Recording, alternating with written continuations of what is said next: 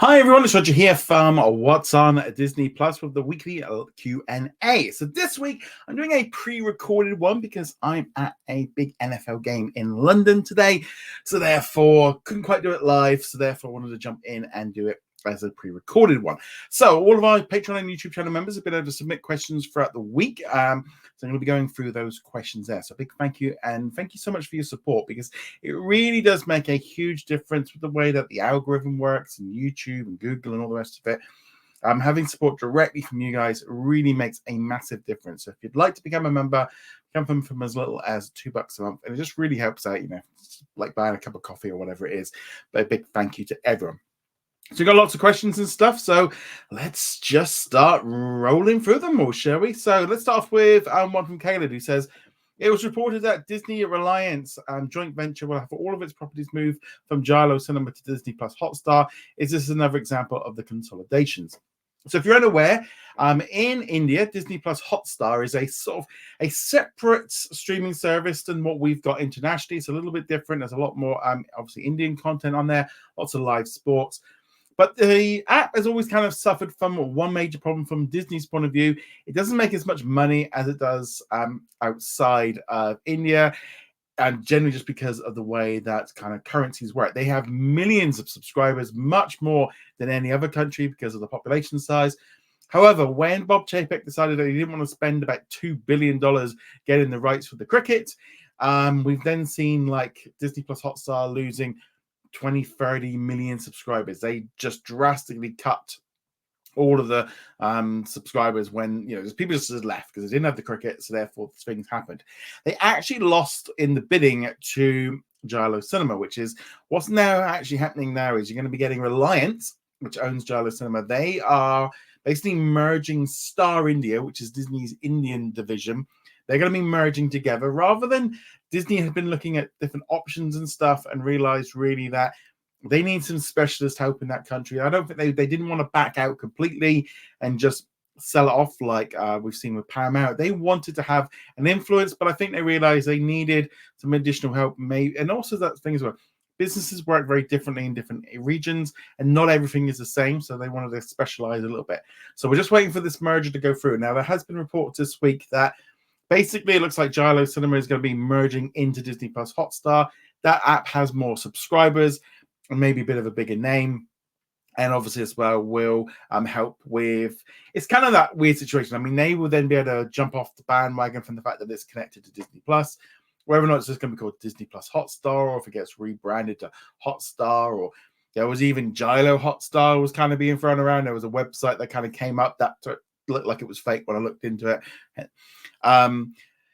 So it looks like Hotstar, Disney Plus Hotstar will continue, but all the content, it kind of makes sense, really. You want to take the biggest one, the one with the biggest name, and bring your stuff into it. Again, it's consolidation. If you want to go after Netflix and you want to be the big boy, you need to bring all your content together. You can't keep spacing everything out. The days of having lots of different ones. So again, it is going to be more consolidation. I think it makes a lot of sense for them to do so. But let me know what you think about this. Do you think it's a good idea or not? Especially if you're in India, I would love to hear your thoughts on this. Daniel says, how different do you think the Walt Disney Company could look in 10 to 20 years? I mean, you only really have to look at like how different from like not just 10 years ago, but in 20 years ago. So 20 years ago, Disney didn't have Marvel, Star Wars, 20th Century Fox. I'm not even sure it had Pixar, off the top of my head. So obviously there has been a huge change within these past 20 years of Disney really embracing the Disney-fied kind of stuff, and really kind of going after major brands to go after men, boys, but also just general entertainment. I think that was the major thing for 20th Century, was just to really ramp up its live action TV shows and movies, etc. Now, for me, I feel like the next 20 years is going to be about incorporating more of what we've seen them pick up, and I think they've not really leaned in on the 20th century brands very much yet. I still think there's lots of room for that to grow.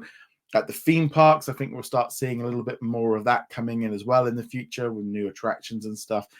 But I think there's just a big broad scope there. I think we're going to see a little bit more consolidation with Disney anyway. I think we're going to see some of the studios maybe kind of merge together a little bit more. I could see some of the TV studios consolidating just to become a little bit more brand connected. I think 20th Century Television is going to become the main TV brand. I think you're going to start seeing like some of the other ones folding into it. I just don't see the reason why they wouldn't want to do that. Now, whether or not like Searchlight Pictures or FX eventually gets swallowed up and they just have one bigger brand, who knows? But I think Searchlight and FX might be all right. But I think like Octave Collective and Freeform and all those kind of things, I think are slowly going to go. I think you're going to see less and less focus on linear within the next 20 years. I think that's going to become much smaller, less of importance. But who knows where to go? I mean, whether or not Bob Iger is still sat there at the top of the CEO chief, I mean, who knows? He's not very good at retiring and he's not very good at staying away. So I would hope at least in 10 years' time, maybe Bob Iger has been replaced. But I don't think there's a problem with him being on the board. I don't think that would be a bad thing. I don't think if he was the chairman or just oversaw it for a few years or, 5-10 years, I don't think that's a bad thing for them to kind of have, that might be something that could be good. But again, let me know what you guys think. Babak says, now that we have Spidey and his amazing friends and that Iron Man and his awesome friends is on the way, could we see more of this? So I suspect Iron Man and his awesome friends will be around for a few years. These tend to sort of hang around 3 to 5 years.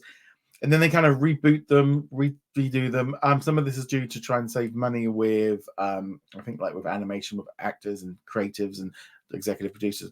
But also you've got to look at it a little bit along the lines of the kids are only into these kind of shows for a few years, okay? So if you're into Spidey and his amazing friends, like my nephews are, they were only going to be in that for a little bit until they got a little bit too old for it, and then they started moving into Avengers and the movies and other animated series. So there's only a small window of opportunity to kind of grab those audience, merchandise, etc. So the new generation coming up behind it will then want something fresh, and they will want new merch. They just kind of keep redoing these characters. If Iron Man and his awesome friends doesn't work, they will probably then be another preschool Marvel show after that. I think you're just going to see. I mean, we've had that for a while because there were some other shows even before Spidey. There was like Marvel's superhero. I think we're probably going to end up seeing a Disney Junior animation of some kind featuring Marvel characters on a continuous loop. One will end after a few years and then they'll roll into a new one. I think that's very much likely just going to kind of keep happening with that. Babak also says, do you think that Disney Plus will add an ESPN playlist for 30 for 30 documentaries? I do think when ESPN comes in, whether or not there might be more playlists within the new ESPN hub when it launches, I think it's very likely. But you might have to be a ESPN subscriber to kind of get access to them, I'd imagine. Kayla says, found out that Dragon Ball Daima was added to the Hulu on Disney Plus in addition to being streamed on Crunchyroll and Netflix. How come Disney is bad at marketing their anime? They are very bad at it.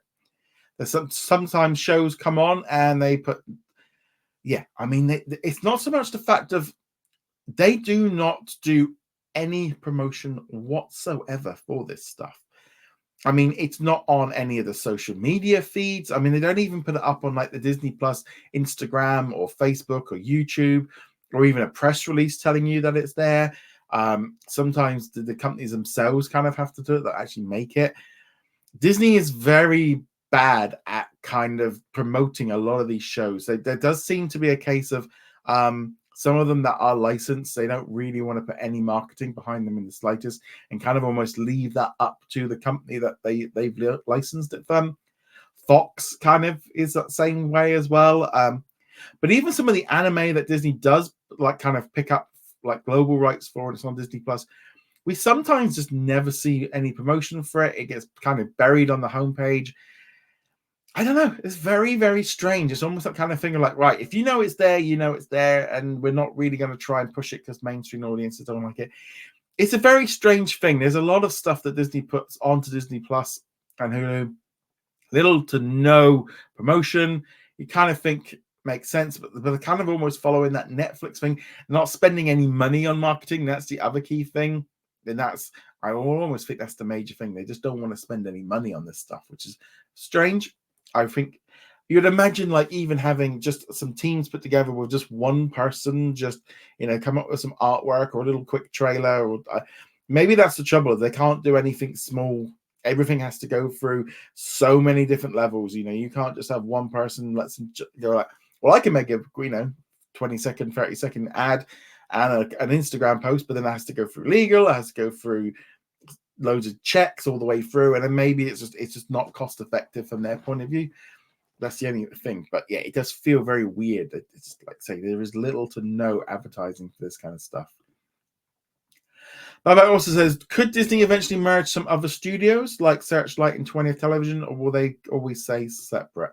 I'd imagine that like Searchlight Pictures and 20th Century Studios probably will stay separate for now. Searchlight has a 30+ year history. It's kind of known for being the indie stuff. It's not quite as mainstream as 20th Century.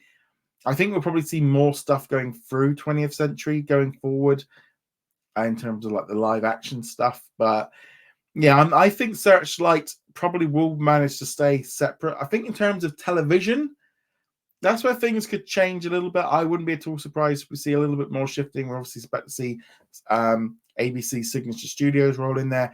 I wouldn't be at all surprised if the Octave Collective and like Freeform and all those kind of smaller little ones might end up slowly being kind of swallowed up. And whether or not, I always kind of have this weird thing as well, like with FX. FX is a really good brand and it has that kind of prestige and stuff, but do they need it? Could they kind of flow that one into 20th Television? I don't know. That could be something that they could do. Keeney says, do you think Dancing with the Stars could do something for Disney Plus's 5th anniversary? So I think there is a general thing for me. I find it kind of, I get it from Disney's point of view, but there's a lot of expectations for anniversaries. People put a lot more, I think a lot of people put a lot more thought into Disney's anniversaries than Disney do. Disney tend to only celebrate big anniversaries when they can make money out of it, in terms of if they're going to have a theme park, it has to be one of the big 10 or, like 70s, 60s, those kind of things, where they can kind of turn it into a 6-month event to try and, the new shows, try and get people to go to the parks to feel something a little bit different and to do that. Sometimes they re-release movies for anniversaries. Sometimes they put out a little bit of merchandise, depending on if it's a popular franchise or not. But the trouble is with this Disney Plus anniversary is, and this is the biggest problem I think with this one, is the anniversary doesn't really matter. And the anniversary of Disney Plus launching it's in over 100+ different countries around the world. The launch in the US is not doesn't really mean anything to people outside of the US, and only really the US, Canada, Australia, New Zealand, because technically the 5th anniversary of the launch of Disney Plus has already happened. That was last month when when we were 5 years from the launch of it in the Netherlands. So we've already we've gone past it. Whether or not they do a little promotion in November to try and, on that thing. But I think the idea of them doing anniversaries and stuff for this stuff, I don't know. I don't think it's that important. I think it's just, we've really seen them cut back on spending on advertising. I'm not expecting anything for the 5th anniversary. They do it. There's literally an anniversary for Disney every single day of some movie or something opening or some show starting or whatever it is. There is literally something every single day. So they tend to keep their anniversary specials and what they do back for big iconic moments and for the biggest brands. I don't think Disney Plus needs a 5th anniversary. It'd be nice maybe if they did like a $2-3.99 deal, or did something along that there, or maybe, I don't know. I just don't put much stock in that anniversary, because again, it only really applies to 4 countries, and I don't think it, in the all grand scheme of things, really makes any difference. So there. As far as Dancing with the Stars doing something, they are actually doing Disney Night on Tuesday this week anyway. So that would be kind of the night I would have expected it would be on Disney Night. But since they're doing it next week anyway, so yeah, I don't think they're going to be doing anything. Dana says, do you think Comcast could work out a deal with Disney to have Peacock in a bundle or an add-on with Disney Plus as a licensed programming? I don't think so. I don't think Comcast and Disney are probably on a good enough footing to do that. Now, whether or not when Comcast goes for its, when they try and get a new deal with Disney for their linear channels and stuff, whether or not they bundle in Disney Plus in with Comcast customers, I would say that's much more likely, because that would be in line with what we've seen them do with other cable companies in the US. I don't know about all this bundling stuff. I mean, the only way I could see something happening really is if we start getting into a bigger bundle where a lot of them come together. But I don't know. I don't know if that's going to be a part of the thing. I think we're going to start seeing bundles away from them. Babak says Disney's biggest competitors aren't other streaming services, it's YouTube. Do you agree? Yes and no. So I'm going to agree with you on the fact that YouTube is without a doubt one of the biggest, and probably it is the biggest competitor to any of the streaming services in terms of viewership, minutes watched. I do think it beats out Netflix and all the rest of it. But I think it's important that we put YouTube into a very, very different category. It's a very different kind of thing. Now, I do watch YouTube on my big TV. I watch it on my computer. I watch it on my phone. And I watch all kinds of different stuff on YouTube. But a lot of the stuff that's on YouTube is stuff that I can't watch on any other platform. I can't watch, the latest news about Warhammer or Magic the Gathering or, Disney in Lorcano or, the latest Lego sets or, those kind of things. That's the kind of stuff that is kind of unique to YouTube and, podcasts that I watch on there and stuff. Now, that is unique content created by creators that would never be able to get on TV or normal streaming. And that is a very different kind of content. And also there's that unique thing as well that YouTube allows, you're watching this video now and YouTube will give me a little bit of money for every person that's watching. And that's how they work it. But they're not paying me up front. They don't turn around, I don't have a deal with them where, they pay me X amount. It'd be great if they did. It would be really nice. But they're on a very different system. It's user-generated content, and therefore that is different. It's the same thing like with TikTok or anything like, or Facebook. So social media as a whole is competing for eyeballs.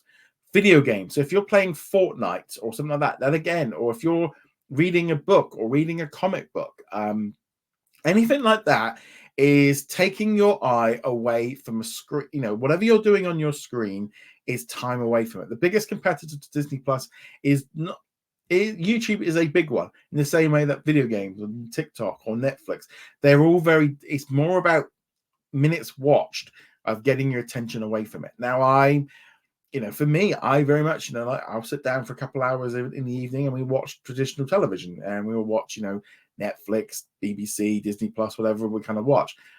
Then I usually end up watching like a bit of YouTube for about half an hour to an hour, and then I'll go and play, some PlayStation stuff just before bed. And that's kind of my routine, and everyone's going to have different routines and stuff. But yeah, you could say like, well, I could end up being watching Disney Plus for another 2 hours if I wasn't on YouTube and playing PlayStation. And that's right. YouTube is massive competition, but you can't really compete in that way. All they can do is try and make the best shows they can to get you to watch it. I mean, like look at Agatha. They put out an episode of Agatha, like 45 minutes. How many minutes have you watched of like people talking about the show afterwards? You probably watched more episodes on that kind of stuff. We've seen Disney trying to lean in and try and create like that kind of content. It doesn't work because it's unauthentic. It's that's you've seen that with a lot of these companies, and they're trying to create like YouTube and social videos to try and get a piece of the pie that we all do and we all enjoy, but it never comes across as authentic because it's got to go through all the different legal things, all the extra costs that cost them a lot more. There's a simple truth of, if you've got a chat show or something like that on Disney Plus's YouTube channel or something like that, it doesn't fit. Now, there are some stuff that I watch on YouTube that is directly connected to Disney Plus and other streaming services. So I tend to watch the monologues of most of the like the late night talk shows. So Jimmy Kimmel, Colbert, The Daily Show.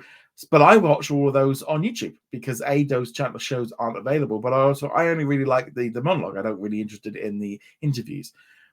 Wrestling. I tend to watch most of WWE and AEW through YouTube because I can just get the clips and stuff that I want, without watching 2-3 hours of it. When they go onto Netflix, it might change, but those are shows where I am interconnected. It's like with watching news and stuff. Quite often, I know I might have like ABC News Live or Sky News or BBC News or something like that on, and yeah, I'm watching it through YouTube rather than through different apps, just because it's convenient.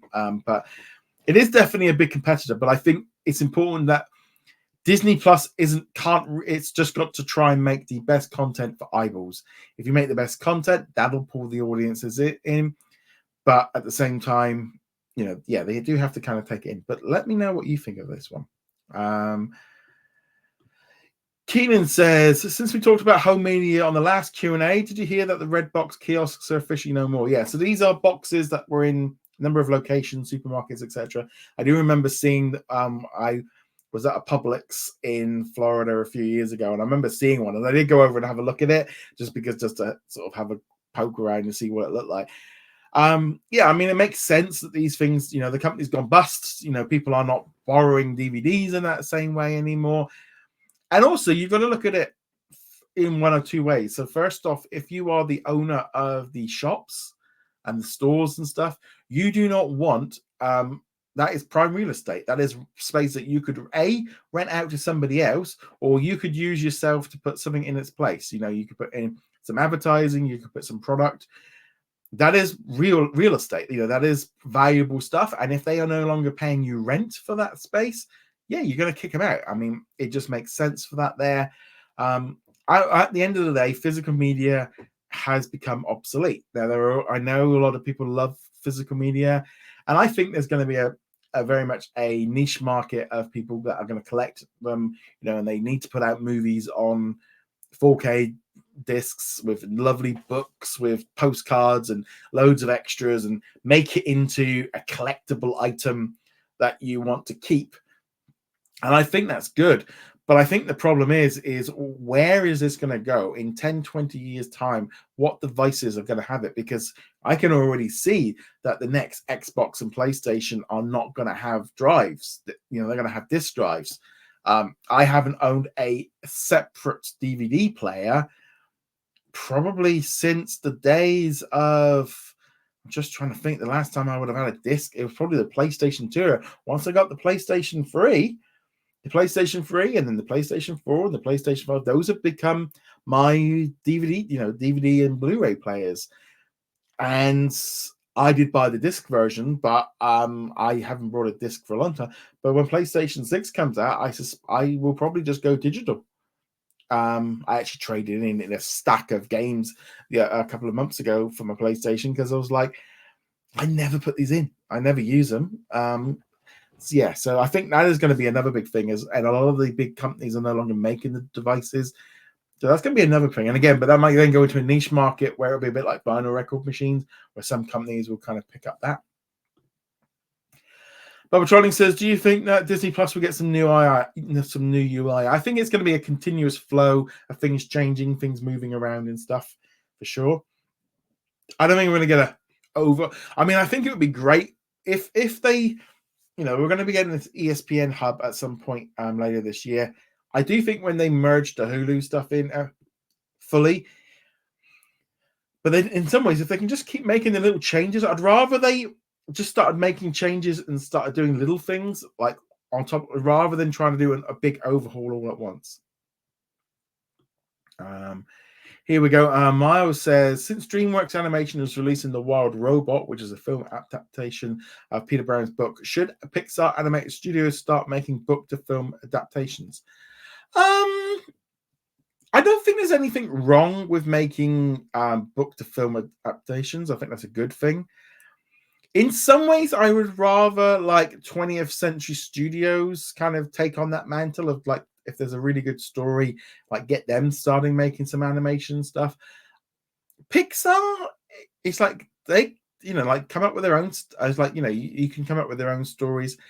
I mean, I do think like Disney could do it, but I think the problem is like with doing. There are some problems with doing books in the fact that they might not necessarily own the characters, and they might not own the brand and all the rest of it.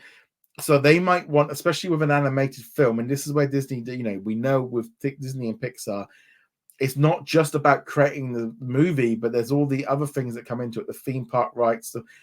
And I would imagine if you've got a writer involved in stuff, because if like, I think they're probably less likely to do it, but maybe 20th Century Studios might be the best way for them to do that kind of stuff.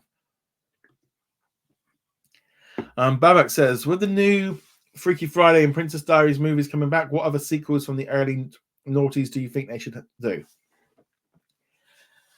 Now, I was going through a list of movies from the noughties, and I'm not gonna lie, I'm not out of that age that at that period in my life when I was in my early 20s, a lot of these like movies were not from Disney, were not really clicking with me in that same way, except for when I did see a couple of things in there that I did like.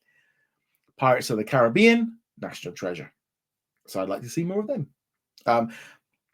As far as like the other live action stuff, I'm not a big enough fan of any of them to really want anything back from them. But when I was going through the list, those ones stood out as like, yep, I'd like some more Pirates of the Caribbean for sure. Miles says, is it likely that there'll be an increase in co-productions between Disney live action, 20th Century, and other major studios like Universal, Warner Bros., Sony, and Paramount? Maybe Sony. No, I don't know. The trouble is, I think they've all realized that they want to have the rights to. They don't want to share the. They don't want to share the money, and they're obviously sharing distribution rights and stuff is a little bit more complicated in a streaming world. I don't think it makes a lot of sense from it, and I would imagine, really, from Disney's point of view, it's like, stop financing with other companies, like New Regency and all this. Just do it yourself. You get all the benefits if it goes right. Yeah, you do take the risk if it all goes wrong, but write it off, sell it, do whatever else. Just write off as a failure and move on. I think if you start getting other companies involved, it starts making things very complicated, and I just don't think we're in a world now where you're going to get that. I think someone like Lionsgate or Sony might have a better chance of it, but I do think you're going to probably see a little bit less of that going forward, especially from Disney's point of view. Bubba Trolling says, should Disney Plus have an option to hide the Hulu and ESPN content to some people? I think there's a kind of a catch-22 of, I think if you are not subscribed to it, I can see why they're going to want to push you into trying to get it. I don't know. In some ways, it could be good to have some different options and stuff. Like, yeah, you can turn off sports. So if you're not interested in sports, you don't see it. Maybe the same thing with Hulu. You could have those different options and stuff in there. With more options, more to go wrong, more stuff that they have to do. I would imagine, to be honest, I'd much rather want the algorithm at the front of the page to kind of show you what you're interested in. If you never watch live sports, then maybe you don't recommend live sports. There are benefits to it and obviously negatives to it. I probably think it's probably a good idea to have that, to have an option where maybe you can, show it less, or or I'm not interested, that kind of thing. I don't know about just being able to turn it off, but I mean, more options for the user is always a good thing. But let me know what you people think. Bubba also said, do you think that Disney Plus will stream the Christmas NBA games? I mean, I think when the ESPN Hub launches on Disney Plus, we are going to start getting some free content for all subscribers. And I think anything that's like big mainstream that's on ABC, anything that's going to be on ABC has got a much better shot of being live streamed on Disney Plus as well. So I wouldn't be surprised. But that, again, it'll only be probably only be in the US, because I don't think the international deal that they have kicks in for another year yet. Babak says, do you think the Fox deal for Family Guy will be renewed, or will Disney try to regain the rights and put it on its own networks? I think Fox might not want it, because I think Disney might put the price up and keep putting the price up to the point where Fox goes, we don't want Family Guy because Disney going, yeah, but we do. The Disney Family Guy ain't going anywhere. If Fox pull the plug, Disney will pick it up and roll with it. We might get less of it, but I think Family Guy ain't going anywhere. Keenan says, not pertaining to the FAQ, or sorry, not the FAQ, for the Q&A, but are you cheering for the Patriots or the Jaguars? So, as I said, I'm at the London International game today. I will be cheering on the. It is actually a Jackson Jaguars t-shirt. So I'm going to be supporting the Jaguars. Patriots would just feel very wrong to be supporting New England Patriots, considering they kind of turned on us. That's kind of the thing. The Jaguars, when I kind of was trying to, I've been an NFL fan for, I've been playing Madden and stuff for decades and stuff. When I was like, right, kind of need to pick a team if I'm going to be watching this a little bit and just see. And because the Jaguars were coming to the UK every year, that was definitely something along the lines of, well, they actually are our home team. It was like, well, if you're going to pick a team, that would be one good thing. Also, as well, I was a bit like, where should I pick a team? Where are my favorite? Where Florida for me is always kind of like my go-to place for the US. Obviously, Disney World, first state, one I've been to the most, one I know I'm going to be going back to Florida more and more. So Florida team made sense. So it was like Tampa Bay, but because of London, it was a bit like, well, at least with the Jaguars, I got more chance of seeing them here. So that was the pick. I mean, they are not the best team. I definitely could have picked some other teams. Probably that would have been a little bit better. But I did kind of think, well, that kind of defeats the point of them being your home team if you just cheer for the other ones. I did consider the Rams for the LA point of view, but they're just bad. So I was like, yeah, if LA Rams had picked taken, because they were supposed to have done the Jaguars thing of being a thing, but the fact now that the Jaguars have got a 30-year deal with a new contract, and every year that they have got a clause in there that they can come to the UK, it just made sense. It's almost like I said, your local team. But yeah, I know it's kind of one of those weird things. Keenan says the Federal Trade Commission finalized a click to cancel initiative, which required companies to cancel subscriptions. Any thought? Great. This should be a thing. I found Amazon to be a real pain in the ass. I've had on a number of occasions Amazon Prime would like reactivate because I was trying to buy something the other week, and it was like, have a free trial. I was like, yeah, I don't want the free trial. I just want to pay for shipping. And I just could not find anywhere. I even had to Google or I was all over the place. I ended up not buying from them because it was just like, I don't want to sign up because then I know what's going to happen. I've had it before where I've literally I got charged $9, £9 for it. I contacted them on Messenger. I'm like, when did it? Oh, you activated it? No, I didn't. I did not want it. I want it cancelled. When did I activate it? Or it got activated today. It's like, well, I'm telling you today, I don't want it. Get rid of it. So I can see why. I think also hiding things. I know, like if you're in the Disney Plus thing and you're a bundle subscriber, it sends you over to Hulu. I do think, a button to just, and I think the big one, and this is the one I think they're also looking to bring in. Say you sign up for a free trial, the thing is, it does no longer automatically rolls over. You have to check in that you want to continue. I think that's a really big thing because I think there's a lot of people that sign up for free trials, they get sort of stuck into it. And I think from a consumer's point of view, it's good. From Disney's point of view and other streaming services, they ain't gonna like it. I mean, I don't want to have like every single month you have to activate it and then you have to go in. No, that's over the top. But I do think an initial one after your free trial makes sense, and also just a way of being able to cancel it. So you click on it and it will tell you when your subscription will end or whatever it is. A click to cancel and maybe even a confirm. But what I don't like it is, and I think Amazon are bad for this as well, they move the buttons. So if you've been clicking like yes, yes, yes, you go to the final option and they put the yes over here and the no's here. So people will click the no and it will kick them. Sneaky. I don't like it. Elias says, do you feel that Disney and Comcast reach a new deal on Hulu? Yeah, I've agreed to wait until Disney's quarterly announcing to announce it, or are they still waiting on word from the third party? Yeah, so earlier, I think this week, the CEO from Comcast did kind of playing nice, saying that, you know, they might get some money. I think if there's going to be an announcement, it would make sense maybe at a quarterly results that they've managed to do it. I think they've done a deal. They have said that they expected to end by the end of this year. Comcast are going to want their money. Disney want to get it out the way and move on. If you've got a third party involved and the money, and they've agreed, you know, they've come to it. At some point, they have a system in place, technically, legally, that they brought in together to come to this agreement. And if once that number's reached, I don't really see at some point of how much arguing they can do. Maybe there's been arguments over how much Comcast owns and all the rest of it.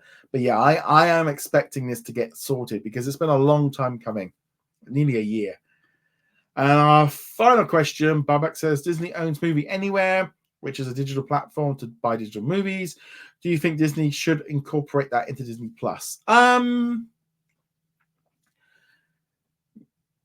The trouble is with Disney Movies Anywhere is that it is only in the United States. Trying to use it outside the US is not easy. I think if you link it up with other platforms, you can kind of, that's how I get around it. But Disney Movies Anywhere is only in the US. So therefore, you're talking about introducing a system which is only in the US, doesn't happen anywhere. So that's one big problem. Also, and one of my pet peeves, and it was kind of funny, I saw something on Twitter today, with Amazon, where you go into Amazon and then you've got all these movies that you can buy and stuff. I think it's very complicated and unnecessary. And I think keeping them separate is probably the best thing. So when you go into Disney Plus, you either have it or you don't. I know at the minute, obviously, you've got the Hulu stuff and the ESPN's in there and you've got these different tiers and stuff. But I don't want to go in there and you see Deadpool and Wolverine and you've got to buy it. But again, how long are you know, is it going to only be in there for like 2-3 months? And then it goes, and it will just, I don't know. I don't know if it necessarily needs to be, but yeah, I'm not sure. But yeah, so yeah, let me know what you think. I don't think it would be a good idea. I think keeping it separate is probably the best thing. But well, anyway, guys, thank you very much for joining me on this week's Q&A. Next week I'll be live as per usual. That'll be pretty much it. I booked my ticket a long time ago for this one, but yeah, so we'll be live now for the next few months and stuff until like Christmas, New Year. We might have a break at some point, but who knows. But on that note, guys, thank you very much for watching, and thank you so much for all your support. And on that note, guys, thank you very much. See you guys soon. Laters.